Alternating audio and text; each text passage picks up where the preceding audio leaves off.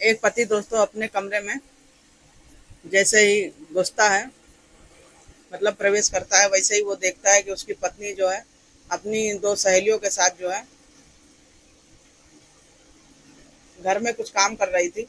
तो इसके बाद उसका पति सोचता है कि शायद आज पत्नी जो है घर में कुछ फंक्शन वगैरह करने वाली है, कुछ पार्टी वगैरह करने वाली है, जब भी अपने सहेलियों को बुलवाई है। लेकिन उसका पति जो ये नहीं जान रहा था कि आज इसकी पत्नी के दिमाग में क्या चल रहा है, आखिर क्या प्लानिंग है। इसका पति हर चीज़ से अनजान था। और दोस्तों उसकी पत्नी करती क्या है, उसकी पत्नी क्या करती है, पति पति को लेटाकर उसकी दोनों सहेलियां जो रहती हैं, कोई पैर पकड़ती हैं, कोई हाथ पकड़ती हैं, उसकी पत्नी जो है उसके छाती पर बैठ जाती है। और इस प्रकार दोस्तों उसका पति बिल्कुल घबरा जाता है। उसका घबरा जाता है। उसकी पत्नी करती क्या है, उस अपने पति का जो है पूरा शर्ट का बटन खोल देती है। और धीरे धीरे उसकी सहेलियां करती क्या है, पूरा उसके पति का पूरा कपड़ा वो है उतार देती हैं सब। तो उसका पति सोचता है कि आज इन सबों का कुछ जबरदस्ती करने का मन है। लेकिन उसका पति ये नहीं जान रहा था कि आज ये कुछ साजिश के मूड में है। बस उसकी पत्नी करती क्या है, अचानक एक ब्लेड लेती है तेज धार, उस अपने पति का जो है प्राइवेट पार्ट काट के रख देती है। अब इतने के बाद जो है उसका पति जो है जोर से उन लोग को इतना तेज से फेंकने के बाद वो अचानक से भागता है बाहर की ओर। और दोस्तों उसकी पत्नी ऐसा क्यों करती है, चलिए आपको पूरा विस्तार से बताते हैं कि अपनी पत्नी अपने पति का सोचिए प्राइवेट पार्ट काट देती है। तो दोस्तों ये सच्ची घटना पे आधारित ब्लॉग है, उत्तर प्रदेश का गोरखपुर जिला का। वहीं के बगल तहसील खाना से तहसील पास का ये ब्लॉग है। तो दोस्तों वहाँ पर एक तो दोस्तों वहीं पर एक शख्स रहता है। सुबह में 5 बजता है, 5 बजता है, तब एक शख्स जो है अपने कमरे से बाहर तेजी से भागता है। और उसके पैर में सिर्फ चप्पल रहता है, ऊपर शरीर में शर्ट वगैरह पहने रहता है, और नीचे से उसके प्राइवेट पार्ट से पूरा ब्लडिंग हो रहा था, मतलब खून बह रहा था। अब वो अपने घर से तेजी से बाहर निकलता है और सबसे हेल्प मांगता है, और कोई उसकी हेल्प नहीं करता है। और सब घबरा जाते हैं कि इसके शरीर से इतना खून क्यों बह रहा है। लेकिन जानते ही ऐसे में कोई हेल्प नहीं करता है। और वो बहुत परेशान था। अब वो तो कोई हॉस्पिटल के चक्कर में पड़ा रहता है कि कहीं कोई हॉस्पिटल मिले तो अपना ट्रीटमेंट करवाए। ये सब सीन देखने के बाद दोस्तों वो आनंद फानंद में बगल में एक प्राइवेट हॉस्पिटल रहता है, वहीं पर जाता है, एडमिट हो जाता है। और जब एडमिट होता है तो वो सीन देखने के बाद सब घबरा जाते हैं। सबके समझिए पैरों तले जमीन खिसक जाती है, कैसे इस इंसान के साथ आखिर इसका प्राइवेट पार्ट किसने काट दिया। अब दोस्तों डॉक्टर देर न करते हुए उसका जो है पहले उसका पूरा इलाज करते हैं। पूरा इलाज करने के बाद दोस्तों बस क्षणिक देर की बात थी, अगर थोड़ी देर और होता तो उस शख्स की वहीं पर मौत हो जाती। इस प्रकार वो जल्दी से दिमाग से काम लेता है और तुरंत हॉस्पिटल जब पहुंच जाता है। और जब वहां पे पहुंचता है तो डॉक्टर उसका ट्रीटमेंट करते हैं।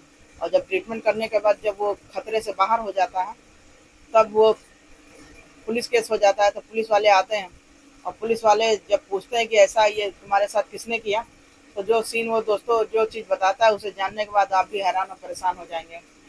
तब वो पूरी कहानी दोस्तों बताता है कि ये कोई और नहीं किया, मेरी पत्नी ने किया है, और उसकी दो सहेलियां मिलकर की हैं। अब इतनी बात सुनने के बाद तो कोई भी सोचेगा कि आखिर तुम्हारी पत्नी ऐसा कैसे कर दी। ये ऐसा चर्चा का विषय था कि दोस्तों जो भी सुन रहा था वो भी बिल्कुल शर्म से, मतलब किसी को बात नहीं आ रही थी। इस प्रकार जब पुलिस केस जब हो जाता है तो उसके बाद अब उसकी पत्नी और उसकी सहेलियां दोनों घर से फरार थी। अब पुलिस वाले ढूंढने में लगे थे कि इनकी पत्नी कहाँ, इनकी सहेली कहाँ। अब वो फिर इनकी सहेली को, इनके पति को जो है पुलिस वाले आनंद फानंद में पकड़ते हैं। और पकड़ने के बाद जो है पूछते हैं, और जो सच्चाई वो भी बताती है। उसे जानने के बाद पुलिस वाले भी हैरान हो जाते हैं। तब पुलिस वाले पूछते हैं कि आखिर तुम्हारी जो ऐसी जिंदगी चल रही थी हंसी खुशी अपने दाम्पत्य जीवन में, तुमने आग क्यों लगाया।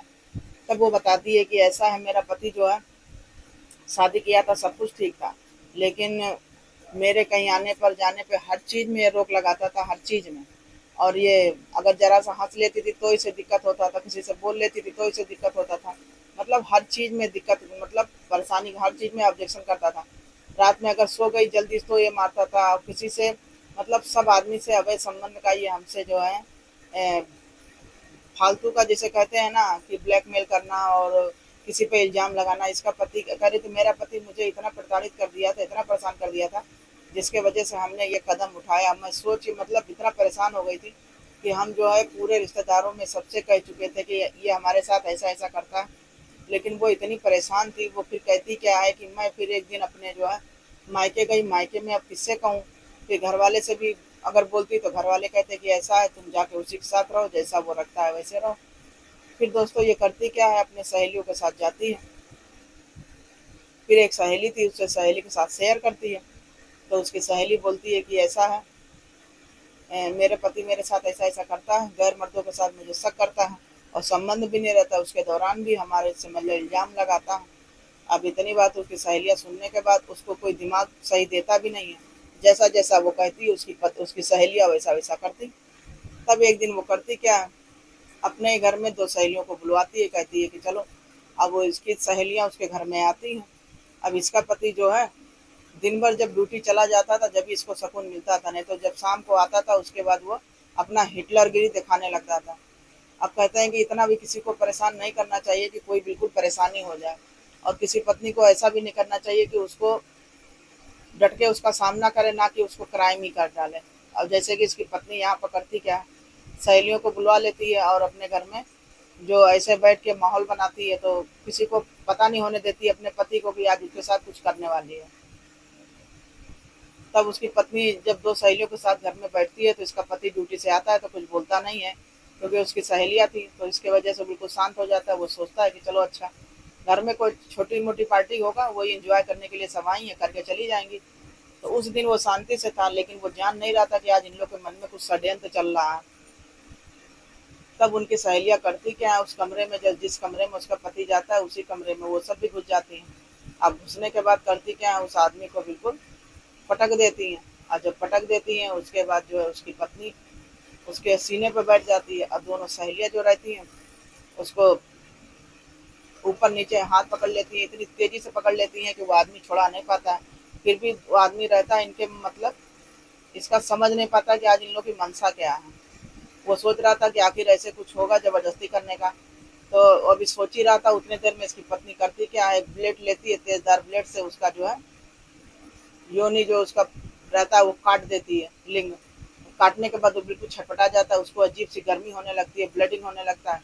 और उसके बाद वो तेज से उसके शरीर में ताकत आ जाती है। जब ताकत आ जाती है तो सबको तेजी से फेंकने के बाद वो बाहर निकलता है, चप्पल वगैरह पहन के आनंद फानन में जो समझ में आता है उसको करता है। इतनी बहादुरी दिखाने के बाद दोस्तों वो करता क्या, बगल वाले किसी हॉस्पिटल में जाने की सोचता है, क्योंकि अब वो न जाने के हालत में था, न गाड़ी चलाने के हालत में था। और उसके बाद जब बाहर निकलता है तो सबसे हेल्प मांगता है, और समय पे कोई उसकी मदद नहीं कर रहा था, बस देखे जा रहे थे कि इसके शरीर से तो ब्लीडिंग गिर रही है, आखिर ऐसा क्या है। तो उसी समय बगल में एक हॉस्पिटल था, तो वहीं पर जाके वो अपना एडमिट होता है। जो सीन देखने के बाद सब सोचते हैं। फिर दोस्तों वहाँ पर जब डॉक्टर इसको एडमिट करते हैं तो वो कहते हैं कि ऐसा इसका जाकर देखो, जहाँ पर ये कांड हुआ है वहाँ पर अगर इसका लिंग पड़ा हो प्राइवेट पार्ट तो उसको ले आओ, तो इसमें ज्वाइन कर दिया जाए, नहीं तो ये आदमी कहीं का नहीं रह जाएगा। तो जब घर पे आते हैं तो वो प्राइवेट पार्ट भी इसका नहीं मिलता है, और जब मिलता नहीं है तो ये होता कि ये तो आदमी अब किसी काम का नहीं है। फिर दोस्तों होता क्या, इतनी सब बातें उसकी औरत पूरा बताती है।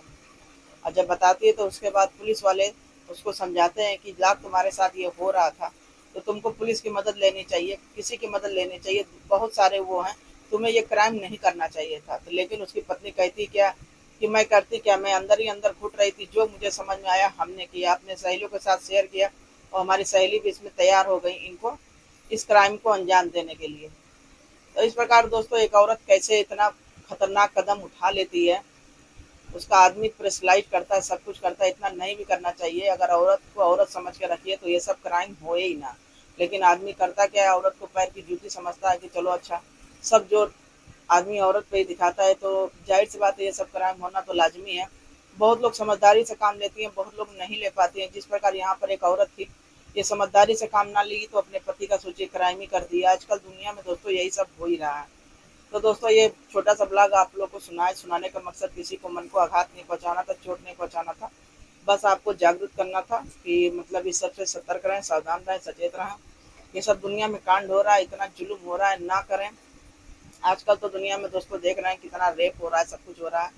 तो हाथ जोड़ के यही है कि ये सबसे सावधान रहें, अपने बच्चों को जानकारी दें कि ये सबसे बचें, गैर आदमी से मतलब कोई कुछ बोले तो उससे दूरी बना कर रखें। तो चलिए दोस्तों, मिलते हैं फिर अगले ब्लॉग में। अच्छा लगा और लाइक शेयर कमेंट जरूर करिएगा, और मिलते हैं फिर अगले ब्लॉग में। Bye bye.